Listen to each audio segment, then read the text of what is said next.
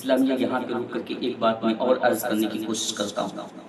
آپ نے اگر انشاءاللہ دل سے سنا تو انشاءاللہ آپ کو ایک نیا سبق مل جائے گا.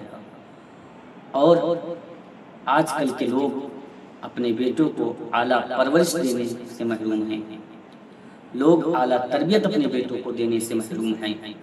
آج لوگ اپنے بیٹوں کو، اپنی اولادوں کو اچھی پرورش نہیں دے پا رہے ہیں، اچھی تربیت نہیں ان کی کر پا رہے ہیں. عزیزان ملت اسلامیہ، آج اگر ہمارے بیٹے کی ایک وقت کی اگر نماز چھوٹ جائے تو ہم اسے کچھ نہیں کہتے. اگر ایک وقت کی ہمارے بیٹے کی نماز قضا ہو جائے تو ہم اسے کچھ نہیں کہتے. ہم اگر نماز بیٹے کی ہماری چھوٹ رہی ہے تو ہم اسے کچھ نہیں کہہ رہے ہیں. بے نمازی بن کے وہ گھوم رہا ہے، ہم اسے کچھ نہیں کہہ رہے. یہ ہماری تربیت ہی کی تو بات ہے کہ ہم اسے ایسی تربیت نہیں دے پائے کہ اس کی نمازیں نہ چھوٹیں. ہم نے اس کی ایسی پرورش نہیں کی کہ وہ شریعت کا پابند ہو جائے، وہ نمازوں کا پابند ہو جائے. ہم نے ایسی پرورش اپنے بیٹوں کی نہیں کی، اپنی اولادوں کی نہیں کی. عزیزان ملت اسلامیہ، لیکن اللہ والے اپنے بیٹوں کی پرورش کیسے کرتے تھے، اللہ والے کیسے اپنے بیٹوں کی تربیت کرتے تھے. عزیزان ملت اسلامیہ، آؤ میں آپ کو بتانے کی کوشش کرتا ہوں. ابن کثیر اپنی کتاب کے اندر لکھتے ہیں، خلیفہ ہشام عبد الملک اپنے بیٹے کو 1 سال تک سواری پہ سوار نہیں ہونے دیا. 1 سال تک وہ سواری سے اپنے بیٹے کو محروم رکھے. عزیزان ملت اسلامیہ، جب اس کی وجہ معلوم کی گئی، جب وجہ پوچھی گئی تو اس کی وجہ یہ تھی کہ ایک دن جمعہ کی نماز میں حاضر نہیں تھا. ایک دن جمعہ کی نماز میں حاضر نہیں تھا، اس وجہ سے اسے 1 سال تک سواری سے محروم رکھا گیا. اسے سواری نہیں دی گئی، اسے سواری پہ بیٹھنے نہیں دیا گیا.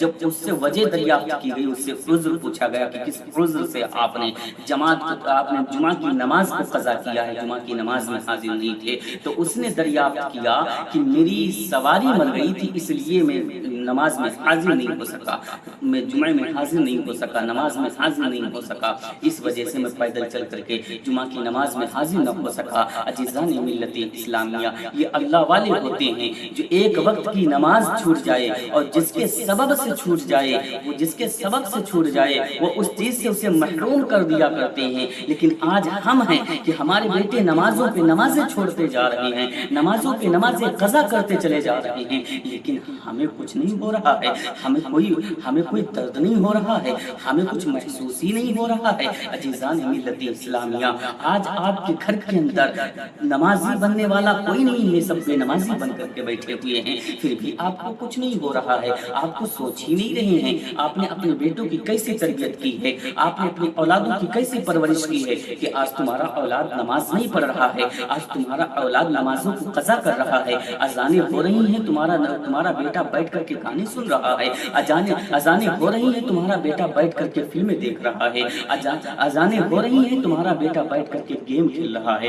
اذانیں ہو رہی ہیں، تمہارا بیٹا مسجد کی طرف نہیں جا رہا ہے. تم نے اپنے بیٹوں کی ایسی تربیت کی ہے، تم نے اپنے بیٹوں کی ایسی پرورش کی ہے. جب تمہاری ایسی پرورش ہے تبھی تو تمہارے گھر کے اندر شریعت کی روشنی نہیں ہے، تمہارے گھر کے اندر تبھی تو شریعت نہیں ہے. جب تمہارے گھر کے اندر شریعت نہیں ہے، اسی لیے تو تمہارے گھر کے اندر برکتیں رب کی نہیں ہیں. اب آپ کہتے ہو کہ ہمارے رزق میں برکتیں نہیں ہو رہی، ہماری کمائی میں برکتیں نہیں ہو رہی، ہماری دولتوں میں برکتیں نہیں ہو رہی. تو دولتوں میں برکتیں کیسے ہوں گی، تمہارے گھر کے اندر برکتیں کیسے ہوں گی؟ کیونکہ تم نے اپنے بیٹوں کو شریعت کے مطابق تم نے اپنے بیٹوں کی پرورش نہیں کی ہے. تم نے شریعت کے مطابق اپنے بیٹوں کو اپنی زندگی گزارنے کی ہدایت نہیں دی ہے. عزیزان ملت اسلامیہ، اگر تم نے اپنے بیٹوں کو اچھی پرورش دی ہوتی، اعلیٰ درجے کی تربیت دی ہوتی، تو آج تمہارے بیٹے بے نمازی بن کے نہ گھوم رہے ہوتے بلکہ نمازی بن کے گھوم رہے ہوتے. جب اذان ہوتی تمہارے بیٹے چوراہے پہ بیٹھ کر کے گیم کی طرف نہ جاتے، تمہارے بیٹے چوراہے پہ بیٹھ کر کے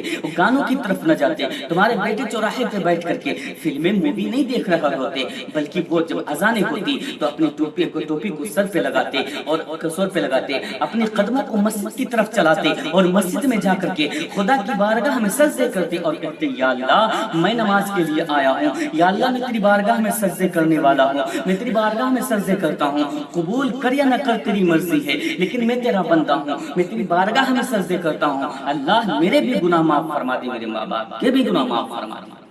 جب ہم اپنے بیٹوں کی ایسی پرورش کریں گے تو ہمارے گھر کے اندر بھی شریعت ہوگی، اور مرنے کے بعد جب ہمارے بیٹے اس طریقے سے ہمارے لیے دعائیں کریں گے تو اللہ ہمارے گناہوں کو بھی معاف فرمائے گا. عزیزان ملت اسلامیہ، آج ہم اپنے بیٹوں کی اچھی پرورش نہیں کر پا رہے۔ عزیزان ملت اسلامیہ، پرورش کیسی کرنی چاہیے؟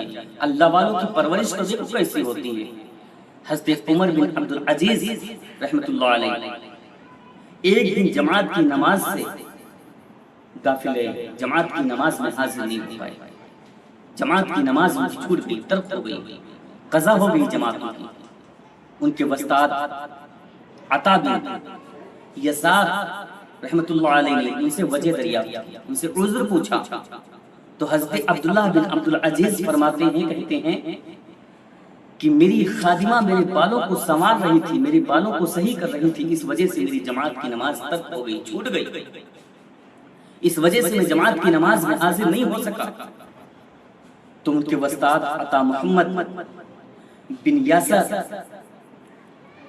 ان کے وسطاد عطا بن یسار نے مدینہ منورہ سے شام میں ان کے باپ عبدالعزیز کے پاس ایک خط لکھا اور سارا واقعہ اس میں بیان کیا، اور جب واقعہ کو اس میں بیان کیا تو عبدالعزیز نے وہیں سے ایک خط لکھا جواب کے طور پر، اور جواب کے اندر کیا لکھتے ہیں؟ جواب کے اندر یہ لکھتے ہیں کہ اس کے ان بالوں کو منڈوا دیجیے جن بالوں کی وجہ سے اس کی جماعت قضا ہوئی، جماعت چھوٹی ہے، ان بالوں کو منڈوا دیجیے۔